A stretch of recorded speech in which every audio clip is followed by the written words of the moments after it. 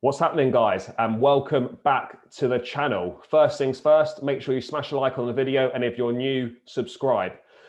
Only seems like yesterday that the domestic season finished, and obviously with the Euros well underway now, domestic action seems to be put on the back burners. But with the release of the fixture list for next season today already coming out, myself and George are going to run through our initial reaction to Chelsea and what we think of the fixture list. George, in terms of a baptism of fire to kick things off next campaign, in terms of the first six fixtures, couldn't be much tougher, could it? With Arsenal, Liverpool, Spurs and Manchester City all in the first six, with Crystal Palace and Southampton as well. What are your initial thoughts to that start? Yeah, no rest for the European champions, is it? Straight from the off, all guns blazing. It's certainly the toughest start I can remember in a fixture list for us. We've been rightly stitched up here. But, you know, we were just having a little brief discussion. And I think we both agree that actually it's probably better to get those fixtures out of the way when everyone hasn't really clicked into form. I think the crucial stages of a season are the tail end, you know, that's or Christmas period. You know, for Chelsea, it's always been traditionally the Christmas period we've struggled. And actually, that's not too bad for us.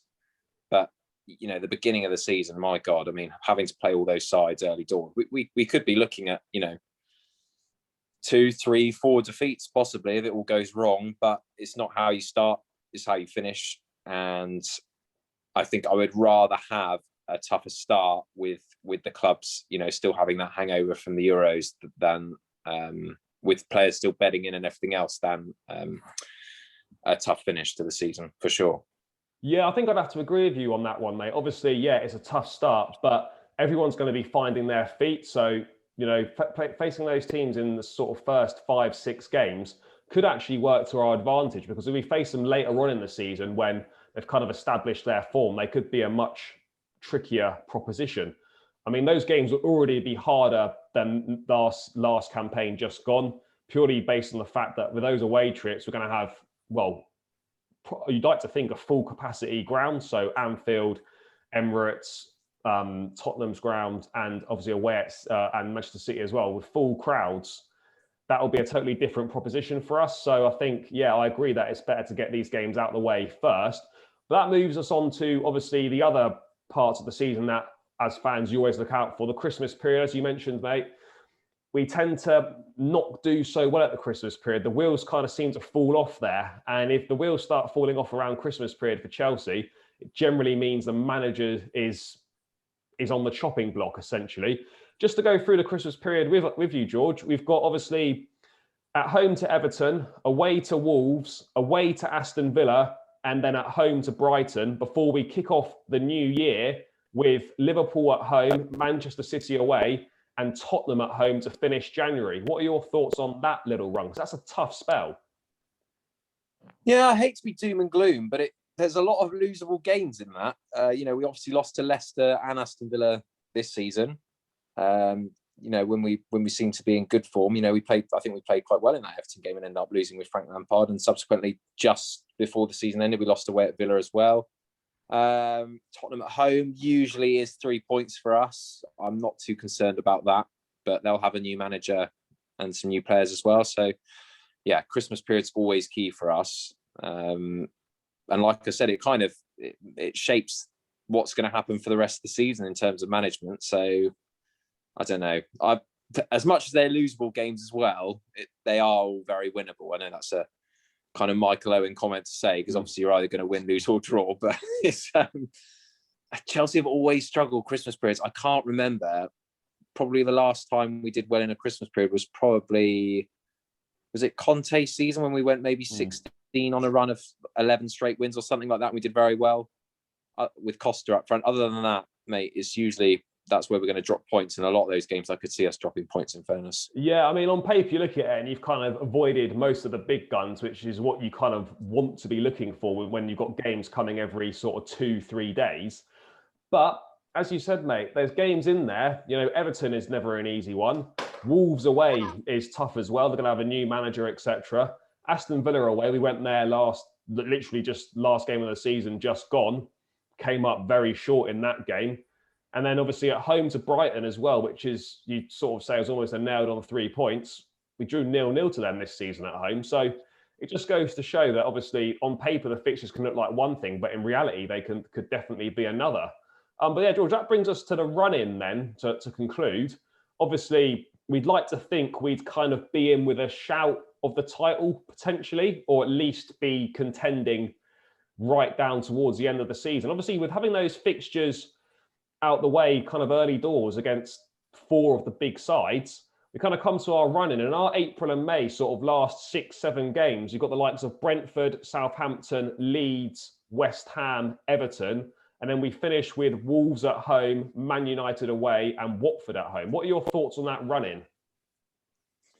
When I looked at it initially, I thought really great running, probably one of the best out of the big 6 because we're not facing any of the top sides. But actually, on reflection, it's sometimes harder to have the running against the sides that have got probably more to fight for at that stage. There'll be, if you're looking at logically, you'd probably say, maybe Brentford at that stage are looking to try and stay in the Premier League, so they'll be throwing everything at it. You've got a few teams down the bottom there that will also be fighting for places and potentially Europe as well. So, listen, it's so difficult to say at this stage because you don't know who's going to be fighting for what at the tail end of the season. But you'd like to think Watford at home on the last day is definitely a banker. And, if we can get through that Christmas period with a good amount of points on the board, there's no doubt that Thomas Tuchel will be looking at that and thinking if we can get past that difficult January and move on to that April, May time, we've kind of got a very, very nice run in where we're not having to play any of our rivals if obviously we're going for that title. Yeah, 100%, mate. I mean, obviously, as you said, like on paper, it looks quite favourable. But then when you actually think into it, as you mentioned, the worst thing you can have towards the end of the season is when you're playing teams that have still got something to play for, whether that's European places, relegation and whatnot. Like a lot of those sides, you could argue, will be playing for something, the likes of Leeds, West Ham, Everton, Wolves, and Watford as well. So those games aren't, whilst we've avoided the top sides, those games are still going to be tough because the chances are those guys will have something to play for. George, just before we go, mate, I know it's very early doors still. If I could just have a prediction from you out the blocks, where you think we're going to finish in the league next season? Oh, bloody hell. Just a very early one. So I think we'll probably start quite poorly, I would say. I think we'll have a bit of a hangover from the Champions League and the Euros and everything else and new players settling in. I think it will be quite tough. I can't see us picking up many points at the start of the season. End of season, I think we'll finish strong. So I'm going to say, I think third. I think third at this stage. Looking at it at the moment, I think I can't still see past City. Possibly a runners-up position. I think we'll definitely close the gap, but it's still a big ask to get over, City to win that title. Yeah, I think I'd agree. Right now, as it stands, obviously, without seeing who's coming in and out in the transfer window, I think for me, we just got to finish higher than last season. We only just scraped 4th on the final day. It wasn't even down to us. It was down to the fact that someone else lost, being Leicester.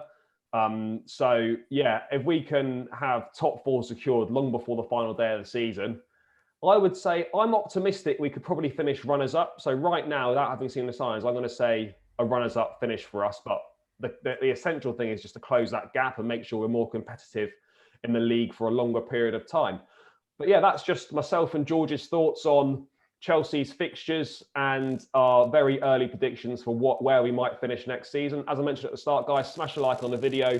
Make sure you subscribe to the channel if you're new and leave any thoughts in the comments below. And we'll catch you in the next video.